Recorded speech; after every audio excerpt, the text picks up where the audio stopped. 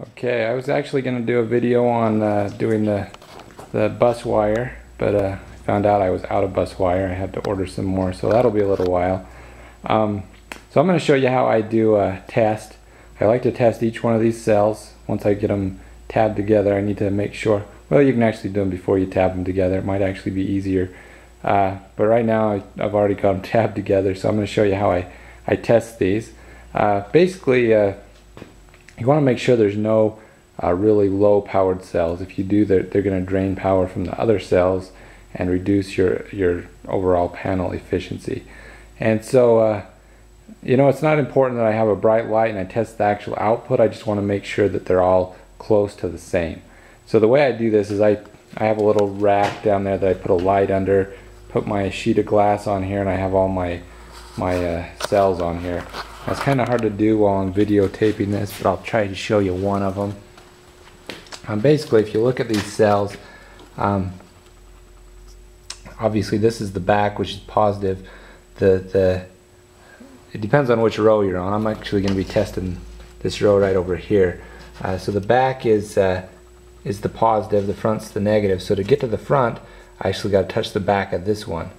Right now I have the light right there, so I have it over top of this cell right here. So I'm going to measure its current by testing the back of this one with the positive and the back of this one with the negative. That'll read the current on this one. Okay, so here's our voltmeter, our amp meter.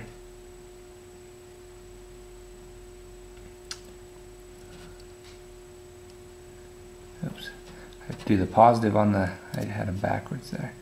Okay, positive. Okay, so 1.46 amps is what that's reading there. Now basically what I'll do is I'll just slide this whole thing over until I get another one directly over that light. You just want to be consistent, get it pretty much over top the light, and then I don't know if you can see that with the light behind it, but basically all I do is I touch there and there. Oops, it's hard for me to watch both of them. 1.46, 1.47. Okay, so it's pretty consistent there, and basically is what I do is I do that over all the cells. If I find one that's bad, I have to replace it. Otherwise, if they all show about the same, I'm good to go. Like I say, it's not important that I get the actual power of the cell. I'm just running a little light underneath there. I have a metal rack with, it's a grid. If you can see it, I'll shut this light off so you can see the rack. There, the light's off. You can see there's a metal rack underneath there. It's got holes. It's a grid, but obviously that's going to block some of the light. So we're not going to measure the actual power of these. I had a bigger light without the rack under there, and it's actually getting over 4 amps on them. But anyway, with this one, you just want to get the consistency. If you have a bad cell, it'll show up. You also want to measure the voltage across them too. I usually do that a whole string at a time. If the whole string shows up bad, then it's bad. I like to measure the amps on each one because it's the amps are more dependent on the light. The voltage should be pretty good on a whole string.